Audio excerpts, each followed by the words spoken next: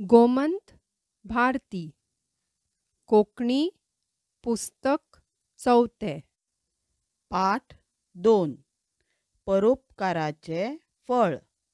एक फावट राज्याचो एक मंत्री एका पयसुल्ल्या गांवांत 2 दीस रावंक गेल्लो. सकाळीं उठून तो एक लांब पासय मारतालो. पयल्या दिसा फांतोडेरच उठून तो पासयेक भायर सरलो.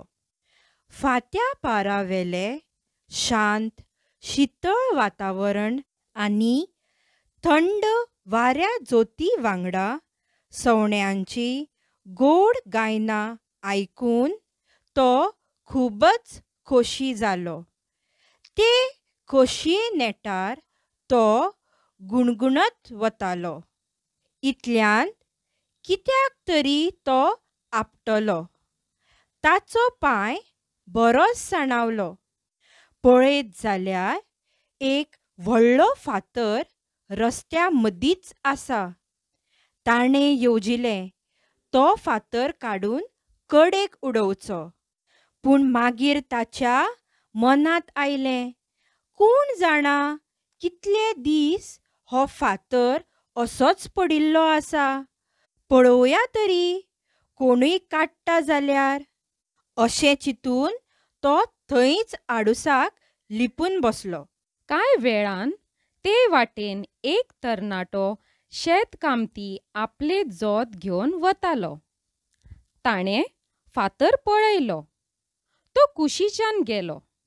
मागीर एक गवळी दूद घेवन सायकलीन वतना त्या फातराक आपटून पडलो आनी ताची धोपरां फुटलीं. सगळें दूदय वतलें. तो कसो तरी उठलो आनी फातराक गाळी घालीत आपली मोडकी सायकल घेवन गेलो. पूण ताणें फातर कडेक काडलो ना. उपरांत मोटरसायकलीन 2 पुलीस नेट्टान येताले. तेवूय फातराक आपटून पडले. सामके आळशी मरे ह्या गांवचे लोक.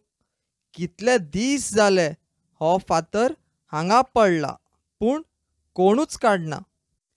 एकल्यान दुसऱ्याक म्हळें. पूण फातराक मात हात लायलो ना.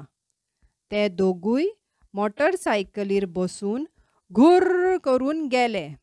सकाळ जाता जाता ते वाटेवयल्यान जायतीं ल्हान व्हड भुरगीं गेलीं. किर्तनकार गेलो. एक पाद्री गेलो.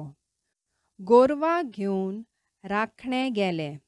माथ्यार जळवाचे भरे घेवन बायलो गेल्यो. नुस्तेकांनी फुलकांनी गेल्यो. कोर्नो वाजयत पदेर गेले. पूण कोणूच त्या फातराक आफुडलो ना.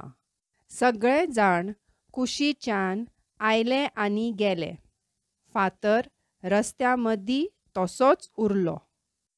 तो मंत्री हे सगळे पळयतालो. ताका खंत जाली.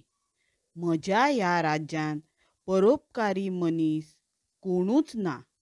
दुसऱ्या खातीर कोणूच वावुरपाक तयार ना. हें चिंतून तो सामको निरशेलो. इतल्यांत घबायच असो आवाज ताच्या कानार आयलो. पळयत जाल्यार एक म्हातारो फळवालो फातराक आपटून पडिल्लो. ताची फळां जळामळा फाफसल्लीं. ताका आदार दिवपाक वचचें अशें त्या मंत्र्याक दिसलें. म्हणसर एक 9-10 वर्सांचो शिटूक भुरगो धांवत आयलो आनी ताणें त्या जाण्टेल्याक उठपाक आदार दिलो. तें पळोवन मंत्री आनीक फुडें सरलो ना. भुरग्यान म्हाताऱ्याची वासपूस केली. ताची सगळीं फळां पुंजावन पाटल्यान घाली आनी पाटलो म्हाताऱ्याच्या माथ्यार उबारलो. म्हाताऱ्यान भुरग्याक देव बरें करूं म्हळें आनी तो गेलो. फातराक लागून म्हातारो पडलो. हे पळोवन भुरग्यान तो फातर थंयच्यान कडेक काडून उडोवपाचें थारायलें. ताणें खूब यत्न केलो, पूण तो फातर खूब जड आशिल्लो. तो कसोच हालना जालो. भुरगो सामको हुमेलो, पूण फातर हालून हालना. तें पळोवन मंत्री मुखार आयलो आनी ताणें त्या भुरग्याक फातर हालोवपाक आदार दिलो. दोगांयनी मेळून तो फातर कडेक उडयलो. भुरग्यान आपणाक आदार दिवपी त्या मनशाक देव बरें करूं म्हळें आनी तो भुरगो शाळेंत गेलो. फातर हालयतना मंत्र्यान त्या भुरग्याक ताचें नांव विचारिल्लें आनी ताणें सांगिल्लें, म्हजें नांव उमेश रामनाथकार. हांव सरकारी मुळावे शाळेंत चवथी शिकता. दुसऱ्या दिसा सकाळीं उमेश शाळेंत गेलो. पळयत जाल्यार प्रार्थनेच्या वेळार शाळेंतल्या सगळ्या शिक्षक आनी भुरग्यां वांगडा काल ताका आदार दिवपी तो मनीसय आशिल्लो. प्रार्थना राष्ट्रगीत बी सोंपतकच गुरुजीन त्या मनशाची वळख करून दिली. तो मंत्री म्हणपाचें कळना फुडें उमेशाक अजाप जालें. तें सामान्यांतलें न्हय. मंत्री सायबान त्या वेळार उमेशाच्या कर्तुत्वाची खूब तोखणाय केली आनी ताका एक व्हडलें इनाम दिलें. ताणें सांगलें, जो दुसऱ्या खातीर वावुरता, दुसऱ्याक मदत करता, ताकाच देव पावता. परोपकार करतल्याक केन्ना तरी ताचें बरें फळ मेळटाच.